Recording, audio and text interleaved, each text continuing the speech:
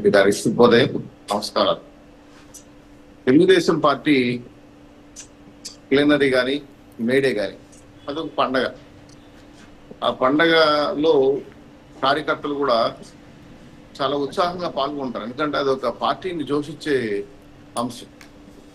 42 ఏళ్ళ చరిత్ర కలిగిన తెలుగుదేశం పార్టీ మేడేలు, అలాగే ఆవిర్భావ దినోత్సవాలు, అలాగే ఈరోజు మేము మహానాడు కార్యక్రమాలు, అవి పార్టీని కార్యకర్తల్ని ఉత్సాహపరిచేదని చెప్తున్నాం.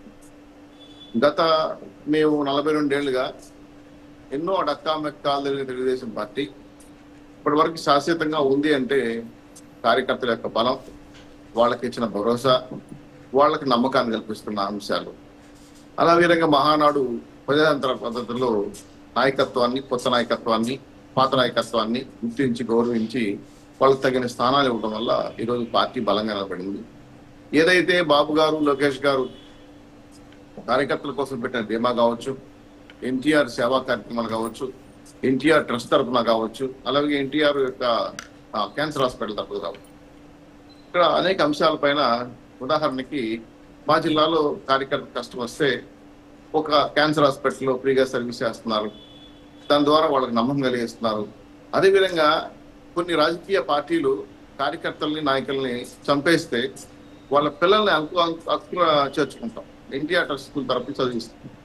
ఇది మా కుటుంబ సభ్యులకి మేము ఇచ్చే భరోసా, నమ్మకం. ఎందుకంటే మా ఫ్యామిలీ కాబట్టి ఈ విధంగా పార్టీ కార్యక్రమాలు డిజైన్ చేస్తారు. యువజన, కార్యకర్త, మహిళలు, అదేవిధంగా విద్యార్థులు, సంఘాలు, ట్రేడ్ యూనియన్లు, అనేక రకాల విభాగాలుగా ఉండడం వల్ల ప్రతి ఒక్క విభాగానికి తగిన గుర్తింపు ఇచ్చే విధంగా వాళ్ళ పదవులు, పార్టీలో అనేక రకాల గుర్తింపులు ఇవ్వడం వల్ల వాళ్ళ గౌరవంతో పాటు సొసైటీలో కాళ్ళెత్తుకొని జీవించే విధంగా ఒక గుర్తింపిస్తుంది. ఇది మహానాడు ద్వారా ఇస్తున్నటువంటి తెలుగుదేశం పార్టీ గొప్ప కార్యక్రమం. ఇప్పుడు చాలా మహానాడు జరుగుతున్నాయి. రేపు మేలో 26, 27 రోజుల కడపలో మహానాడు జరుగుతుంది. అదేవిధంగా ఈరోజు జనసేన కూడా ఆవిర్భావ దినోత్సవం జరుగుతాం.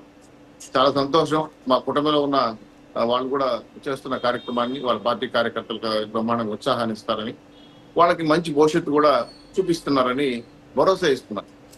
ఇదంతా కూడా ఏంటంటే ఎన్నికల్లో భాగంగా పార్టీని, పార్టీ కార్యకర్తలని ఈరోజు మేము మాతో ఉంటూ మేమే ఉన్న వాళ్ళకి అని చెప్పడానికి భరోసా. ఇప్పుడు మేము వైఎస్ఆర్సీపీ గురించి మాట్లాడమన్నారు. మాకు ప్లానరీ లేదు, శాశ్వత అధ్యక్షుని పెట్టుకుంటారు, మీరు డిసైడ్. ఎలక్షన్ కూడా దాన్ని రివైజ్ చేసింది.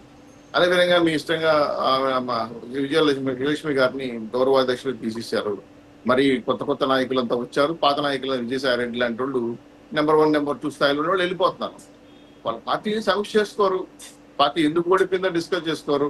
మీరు మీ గురించి మాట్లాడకూడదు అంటే మీరు చెప్పరు కాదు, పబ్లిక్ డొమైన్ లో ఉన్నారు. మీ పార్టీ గురించి పార్టీలో, ప్రజల్లో మాట్లాడతారు, దానికి సమాధానం చెప్పుకోవాలి. ఎందుకంటే కార్యకర్తలుగా ఈరోజు వాళ్ళ పార్టీని వదిలేసి ఇతర పార్టీల వైపు చూస్తున్నారు, భరోసా లేదు. అలాగే మీ పార్టీ యొక్క ఆవిర్భావ దినోత్సవం కూడా ఇతర పార్టీ, ఆయన ఎవరు విజయ్ కుమార్ అంటే ఎవరు, ఆయన పేరు అతని నుంచి పార్టీ తీసుకున్నారని చెప్పి సమాచారం. ఆయనకి ఏదో మళ్ళీ పదవి ఇచ్చారు, మళ్ళీ ఆయన ఉన్నాడో లేదో కూడా తెలియదు. సో టోటల్ గా జగన్మోహన్ రెడ్డి గారు ఈ యొక్క వివాహాలు నడపడంలో కానీ, పార్టీ అంతర్లీనంగా ప్రజాసంవేదనలు నడపడం కానీ ఉండవు. జనరల్ గా ఎవరిని పరామర్శిస్తారు? జైల్లో ఉండడం పరామర్శిస్తారు, లేదంటే ఇలా చంపేసో గొడవ పడి నేను ఒకటి అడుగుతాను. అనంతపురంలో ఒక కార్యకర్త వాళ్ళు కొట్టుకొని చనిపోయినారు. ఆయనకి ఏమైనా సాయం చేశాడా? నేను గతంలో విన్నానండి. రాజు గారు మీకు గుర్తుందో లేదో, దీంట్లో మన పాదయాత్రలో ఏదైనా కష్టం వచ్చి రైతులు ఏదైనా దగ్గరికి వస్తారు, మాట్లాడతారు. మా ప్రభుత్వం అధికారంలోకి వస్తే మీకు చేస్తాం, మా ప్రభుత్వం అధికారంలోకి వస్తే మేము చేస్తాం అని చెప్పాడు. కానీ ఆయనగా రూపాయి ఇచ్చిన సంఘటన ఎక్కడ కనపడలేదు. ఇప్పుడు జనసేన నేత ఉన్నాడు, రైతుల ఆత్మహత్యల్లో బాగా చెల్లించిపోయి సొంత డబ్బులు ఖర్చు పెట్టాడు, ప్రతి నెల డబ్బులు ఇచ్చాడు ఆయన. అట్లా లేదు తెలుగుదేశం పార్టీ అనుకో. మా పార్టీ కార్యకర్తలు ఎవరికి నష్టం జరిగితే మేము వాళ్ళకి ఏదో రకంగా ఆధారం చూపిస్తాం, ఆర్థికంగానో లేదా ఏదో రకంగానో. అటువంటి భరోసా ఇస్తున్న పార్టీ ఎందుకు ఉండాలంటే అది పబ్లిక్ లో ఉండాలి, పబ్లిక్ లో నమ్మకాలు కలిగించాలి, కార్యకర్తల పైన భరోసా ఇవ్వాలి, వాళ్ళకి గుర్తింపు ఇవ్వాలి, గౌరవం ఇవ్వాలి, తలెత్తుకొని తిరిగే విధంగా పార్టీ గుర్తిస్తారు. కాబట్టి ఆ పార్టీ కోసం పనిచేస్తాననే భావన 42 ఏళ్ళ చరిత్ర కలిగిన తెలుగుదేశం పార్టీ ఉంది అంటే కారణం ఏంటంటే వెనకాల పార్టీ మాకు అండగా ఉంటుందని నా ఉద్దేశం.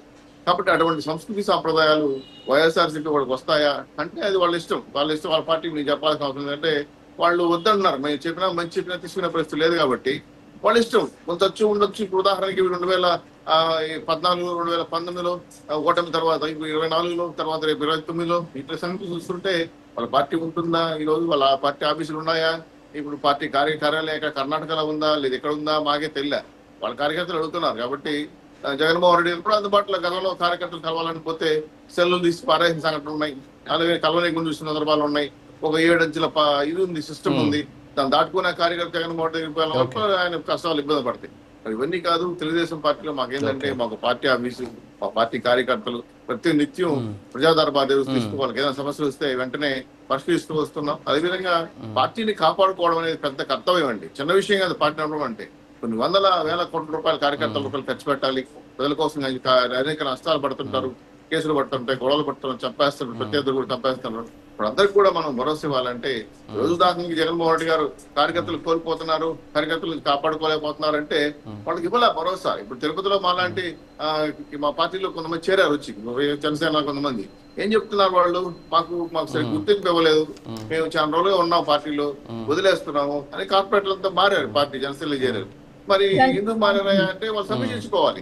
ఏం చెప్పాలి చెప్పండి, మాకు అవసరం లేదా, మీ పార్టీ మాకు అవసరం లేదా అని ఒకటి చెప్పాలి. లీడర్లు ఏమన్నారంటే చివరికి ఎమ్మెల్యే గారు ఉన్నారండి, ఎమ్మెల్యే గారు అన్ని చేస్తారు, మా కార్పొరేటర్ మేము అవసరం లేదు, ఉత్సవగ్రహాలు అయిపోయినా చెప్పి కూడా మారిపోతున్నారు. సో ఈ విధంగా కింద నుంచి పై వరకు ఎమ్మెల్యే స్థాయి, ఎంపీ స్థాయి, రాజ్యసభ స్థాయి. ఒకప్పుడు మాకు రాజ్యసభలో స్థానాలు లేవనేవాడు, ఒకప్పుడు ఎమ్మెల్సీ స్థానాలు లేవన్నారు. ఇప్పుడు చివరికి వాళ్ళు బళ్ళు అవుతాయి, వాళ్ళు అవుతాయని చెప్పుకునే పరిస్థితుల్లో ఉన్నాం ఈ రోజు. కాబట్టి పార్టీ ఉండాలి అంటే పార్టీ కోసం భరోసా ఇవ్వాలి, కార్యకర్తలు నమ్మకాలు ఇవ్వాలి, కార్యకర్తలకు గుర్తింపు ఇవ్వాలి, గౌరవం ఇవ్వాలి. అటువంటి తెలుగుదేశం పార్టీ జనసేన మంచి కార్యక్రమాలు చేసుకుంటూ జనంలో ముందు దూసుకెళ్తున్నాం. కాబట్టి మా ప్లెనరీ కావచ్చు, వాళ్ళ ఆవిర్భావ దినోత్సవం కావచ్చు, మా మేడే కార్యక్రమాలు కావచ్చు, లేదంటే మహానాడు కావచ్చు, ఏవైనా సరే కులాల వారిగా, మతాల వారిగా, ప్రాంతాల వారిగా కాకుండా అందరూ సమానంగా తీసుకుని ప్రజాస్వామ్య పద్ధతిలో ప్రజలకు గుర్తింపిస్తే, ప్రజా నాయకులు గుర్తింపులు ఇస్తే, భరోసా ఇవ్వగలిగితే, ఈ రోజు పార్టీలో కష్టపడే వాళ్ళకి నమ్మకాన్ని ఇవ్వగలిగితే పార్టీ నిలబడతారు సార్. పార్టీ కాపాడుకోవాల్సిన బాధ్యత మనకు ఉంది కాబట్టి లీడర్ గా అది వాళ్ళ ఇష్టం. వాళ్ళ జనసేన కార్యకర్తలు కావచ్చు, మా మహానాడు మాకున్న ప్రణాళిక ప్రకారం పోతాం. జనసేన కాదు, నాట్ ఓన్లీ జగన్మోహన్ రెడ్డి గారి పార్టీ, ఆయన ఇష్టం ఉండొచ్చు, ఆయనకి ఏదో వేరే ఆలోచన ఉండొచ్చు. కాబట్టి ఆయన నడిపించాలా, నడపాలా, ఉంటుందా పార్టీ అనే విషయం చాలా ప్రశ్న. ఏ పార్టీలో వాళ్ళ ఇష్టం లేండి. ఓకే శ్రీనివాస్ చౌదరి గారు, okay, good morning sir. Venkateswara గారు, ఇప్పుడు పార్టీలకు